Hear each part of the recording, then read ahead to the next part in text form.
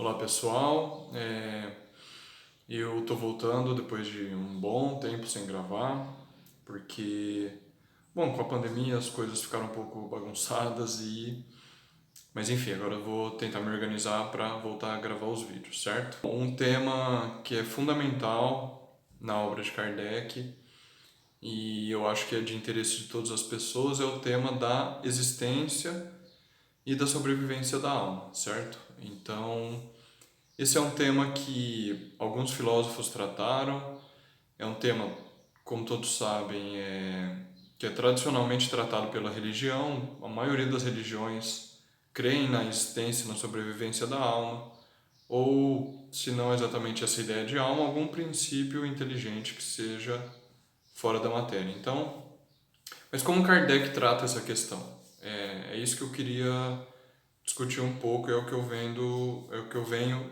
estudando. Como eu já falei nos vídeos anteriores, na obra O que é o Espiritismo, Kardec coloca no preâmbulo dessa obra que o Espiritismo é uma ciência de observação, certo? Então, dessa maneira, Kardec vai tratar do tema da existência da alma de maneira científica. Pode parecer estranho para algumas pessoas, mas nós vamos ver aqui como Kardec faz isso, certo? Então, o que eu queria falar que é importante, que eu acho que as pessoas às vezes não se atentam a isso, é que a existência da alma ou dos espíritos não é um pressuposto filosófico, ou uma crença religiosa que o espiritismo tem, e o espiritismo em Kardec.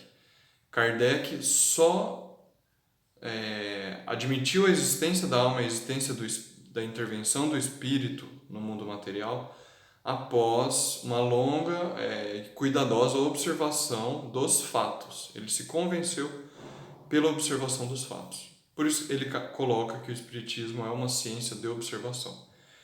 Então a gente vai ver na introdução de O Livro dos Espíritos essa série progressiva dos fatos que Kardec chama, para a gente saber exatamente como ocorreu essa observação, certo? Então vamos lá. O primeiro fato observado, Kardec coloca, foi a movimentação de objetos diversos.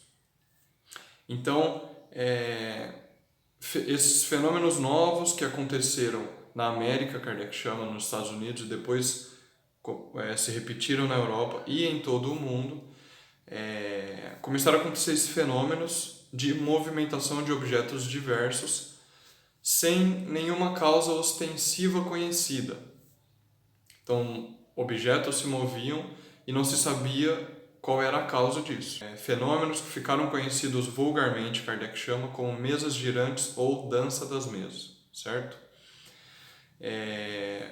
Em um primeiro momento, a incredulidade surgiu, ou seja, as pessoas não acreditavam que poderia de fato acontecer isso, mas Kardec vai dizer que a multiplicidade desses fatos ocorrendo em todo o mundo, à luz do dia, na vista de todo mundo, não restava dúvida sobre os fatos, certo?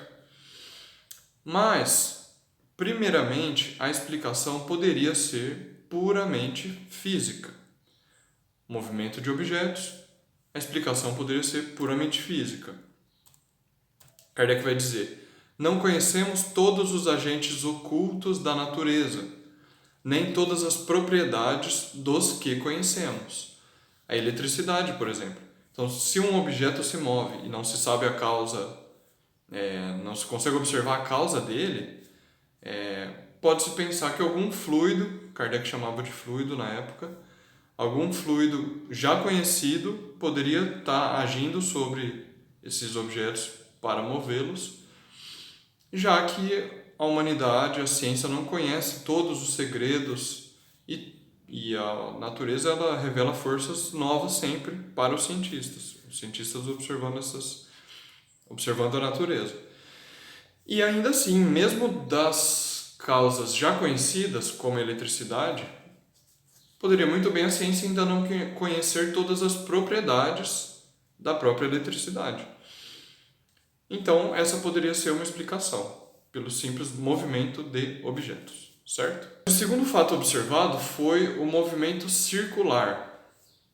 Então, determinados objetos, no caso as mesas, se moviam numa trajetória circular. Kardec vai dizer: isso não é nada estranho. Todos os astros possuem movimento circular. De alguma maneira, por alguma razão, esse movimento circular dos astros poderia estar se repetindo no movimento circular desses objetos. Então, ainda não dá para dizer que existe uma causa completamente sobrenatural ou algo do tipo, certo? O terceiro fato observado, na verdade, não foi o terceiro fato, né? O fato é o mesmo, o movimento dos objetos, mas a maneira com que ele ocorre foi mudando. Então, do movimento circular, observou-se que os movimentos nem sempre eram circulares. Havia os movimentos circulares e outros movimentos bruscos e desordenados, Kardec vai colocar, objetos levantados do chão e mantidos no ar em suspensão, que era o que acontecia com as mesas. Ainda assim, vejo a postura científica de Kardec, de tentar buscar sempre a explicação primeiro no que é conhecido pelos dados da ciência. Enquanto não se esgotar os fenômenos observados pela explicação conhecida, você não pode ir para uma explicação nova e desconhecida. Então, aí, pelo movimento dos objetos, pelo movimento circular desses objetos, e ainda assim, movimentos bruscos e desordenados, levantados do chão e mantidos no ar em suspensão, ainda assim, não se poderia pensar, sim, se poderia pensar em causas puramente físicas. Poderia ser uma causa física não conhecida, mas ainda assim física, porque esses fluidos da natureza, Kardec vai falar como, por exemplo, a eletricidade, causam prodígios, derrubam prédios, derrubam árvores. E a gente vê hoje, é muito óbvio para todo mundo, que a eletricidade move praticamente tudo na nossa vida moderna, certo? Vou ficar por aqui falando sobre esse início dos fenômenos. No próximo vídeo eu vou falar como eles se desenvolveram, se a explicação dos fenômenos pode ficar numa causa puramente física, ou se os fenômenos evoluíram e necessitaram uma nova explicação, certo? É isso, vou ficando por aqui e acompanhe os próximos vídeos.